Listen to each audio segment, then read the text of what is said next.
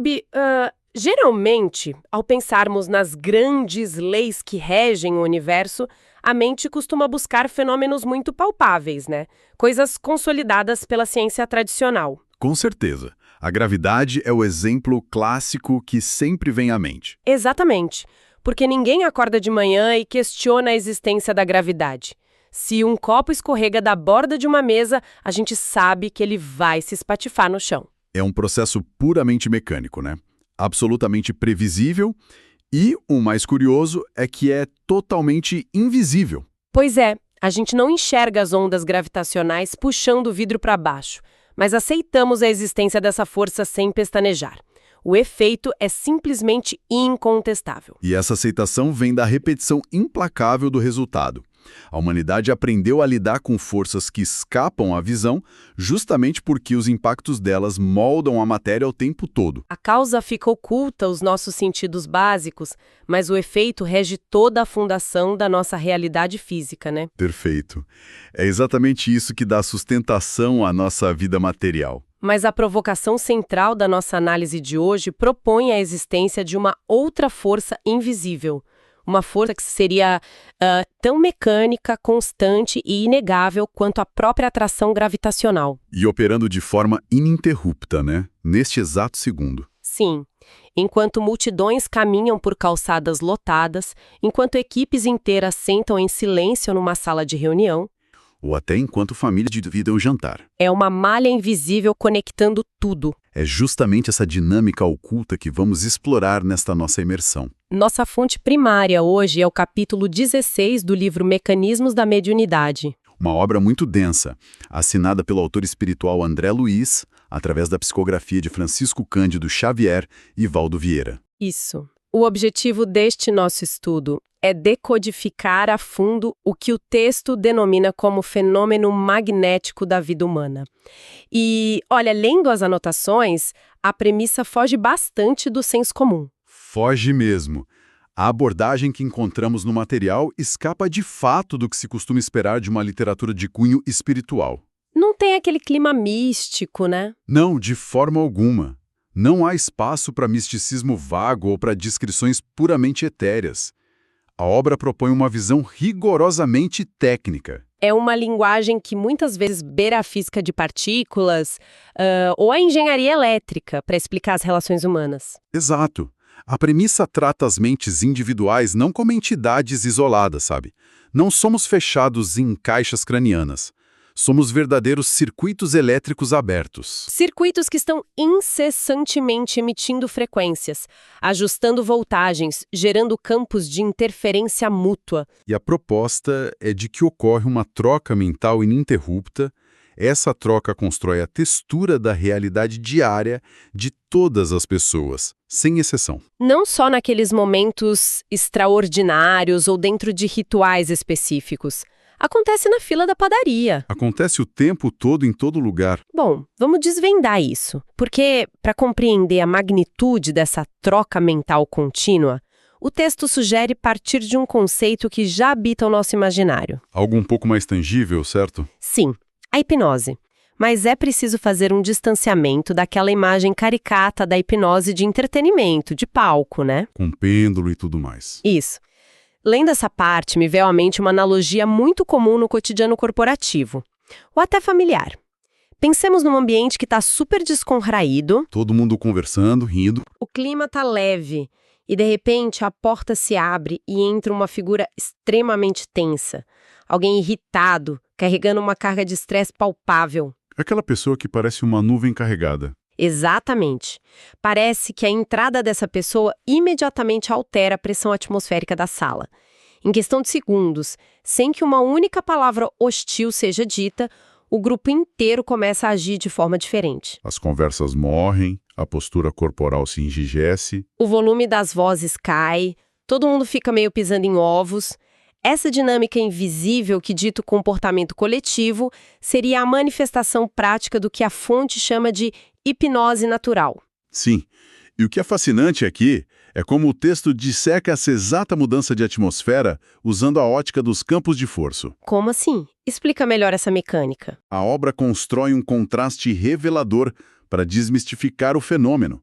A hipnose de palco, aquela do nosso imaginário, possui uma mecânica muito específica e hierárquica. Exige um profissional treinado, né? Exige um magnetizador aplicando técnicas de fascinação sobre o psiquismo de indivíduos que se colocam voluntariamente em uma posição de submissão. É algo isolado, pontual e bem artificial. Em contrapartida, a hipnose natural do cotidiano, como essa pessoa tensa que entra e domina a sala, é um processo orgânico, é ininterrupto e generalizado. O texto é bem categórico ao afirmar que todos nós praticamos a sugestão, né? E sofremos sugestão diariamente de forma espontânea. Sim, o que significa que não precisamos de ferramentas cênicas, pêndulos ou comandos de voz ensaiados para formatar a mente de quem está ao nosso redor. Caramba! A ferramenta é a própria emissão da onda mental, então? Isso mesmo.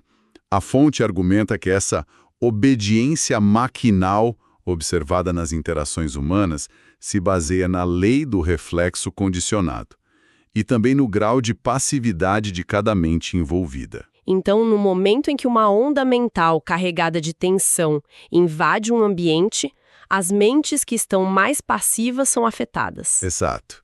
Se as mentes ali operam em um estado de menor vigilância, elas são literalmente arrastadas para aquela frequência mais forte. Nossa, é uma rendição invisível. A rendição à influência alheia acontece porque o circuito mental passivo se ajusta automaticamente ao polo emissor mais vigoroso. A pessoa tensa funciona como um ímã que alinha a polaridade de todos os pequenos metais ao seu redor. Essa imagem perfeita é puro magnetismo mental em ação. Chega a ser vertiginoso pensar que a humanidade caminha por aí condicionando e sendo condicionada ininterruptamente, né? Trocando essas linhas de código invisíveis o tempo inteiro. Mas essa constatação levanta uma questão de engenharia fundamental para quem nos ouve. Se a vida em sociedade é essa teia densa de programações cruzadas, onde é que o primeiro botão de gravar é acionado? Onde tudo começa, né? Sim. A partir de que momento o indivíduo começa a receber essa formatação magnética de maneira tão contínua? O texto responde essa questão com precisão cirúrgica, direcionando o foco para o ambiente doméstico. O berço, a estrutura do lar, é definido na obra como o mais vigoroso centro de indução existente na experiência humana. O mais vigoroso? Uau! Sim. Quando um espírito passa pelo processo da reencarnação, ele entra em um estado biológico e psíquico que a fonte descreve como sonolência. Estado quase de letargia mental? Isso! Durante a primeira infância, a mente não possui os filtros críticos que um adulto desenvolve. É o estado de profunda passividade, uma janela de receptividade quase absoluta. E é nesse cenário que a criança recolhe diretamente dos pais os chamados mapas de inclinação e conduta. Exatamente aí. O termo usado é bem peculiar. Centro de indução. Carrega um peso enorme. Lembra o vocabulário de uma usina geradora de energia elétrica. E não é por acaso que o autor usa esse termo. E a ideia de absorver mapas de inclinação soa como o download de um sistema operacional novinho. A analogia com o sistema operacional é muito adequada à proposta do material. A obra detalha que a criança é impelida a mentalizar os quadros e as frequências que os pais projetam no ambiente familiar. Mas não é só imitação, né? Porque a psicologia comportamental tradicional já fala de imitar comportamentos por observação visual. Não é só visual. O material propõe que há uma transferência literal de energia magnética. A criança absorve as correntes mentais que permeiam o lar, para posteriormente refleti-las e incorporá-las como suas próprias reações automáticas diante do mundo. Olha, deixa eu trazer um ponto de tensão sobre essa dinâmica, porque essa parte do estudo exige um olhar bem cuidadoso. Vamos lá? Se a fonte indica que as crianças se encontram nesse estado de sonolência e vulnerabilidade, absorvendo as ondas dos adultos de forma tão integral que passam a retratar psicologicamente os genitores, sim, a influência é profunda. A conclusão lógica seria de que a infância atua, na prática, como uma forma de mediunidade. O texto afirma que as crianças são literalmente médiuns dos próprios pais. A resposta afirmativa da obra para essa questão é um dos pontos mais profundos do capítulo. Sério? Sim. A mecânica delineada no texto afirma que sim, as crianças se transformam por um período significativo em instrumentos diretos ou médiuns de seus genitores. Como isso funciona na prática, digo nos termos técnicos do livro? A justificativa técnica reside no que a fonte chama de ajustamento das ondas mentais e na formação de circuitos conjugados. Circuitos conjugados? Tipo uma rede local? Devido à proximidade magnética e à passividade infantil, os campos mentais de pais e filhos se entrelaçam de tal maneira que passam a permutar agentes mentais o tempo todo. Então a criança processa e reflete a qualidade da energia, as ansiedades, os medos e as virtudes daquele ecossistema fechado. É um reflexo quase cristalino do que circula no ar daquela casa. Mas a biologia e a observação social nos mostram que essa regra não é infalível. É bem comum a gente observar núcleos familiares onde os adultos compartilham frequências muito destrutivas ou visões de mundo muito rígidas. E aí a criança sai completamente diferente, né? Exato. De repente, uma das crianças demonstra possuir um compasso moral e uma bússola interna totalmente divergentes, quase imune àquela indução matriz. Como o material equaciona essas anomalias do sistema? A obra prevê exatamente essas rupturas do padrão. O ajustamento das ondas mentais não é uma imposição que aniquila o livre-arbítrio histórico do espírito. Ah, então existe uma exceção à regra da passividade? O texto aponta que a exceção recai sobre as almas descritas como valorosas, espíritos que trazem em si um alto padrão moral, forjado em vivências anteriores. Então a bagagem prévia fala mais alto. Quando um indivíduo com essa bagagem encarna, a vontade interna dele é tão enérgica que não cede à passividade da sonolência infantil, de forma integral. Em vez de ser hipnotizado pelo centro de indução doméstico, essa mente exterioriza uma frequência mais forte. Uma frequência capaz de se sobrepor à vibração do ambiente. Contudo, para a vasta maioria de nós, a obra esclarece que as alterações significativas nesses moldes, impressos no berço, só ocorrerão mais tarde. À medida que a vida apresentar embates e experiências de maior impacto, imagino. Exatamente. O mundo lá fora vai quebrar essa concha. E essa evolução temporal nos conduz naturalmente à próxima fase dessa arquitetura invisível. Porque a infância não dura para sempre, hein? Felizmente ou infelizmente. O grau de vigilância da mente aumenta com o tempo. Em algum momento, o indivíduo percebe que a sua vibração natural não ressoa mais com a frequência do lar.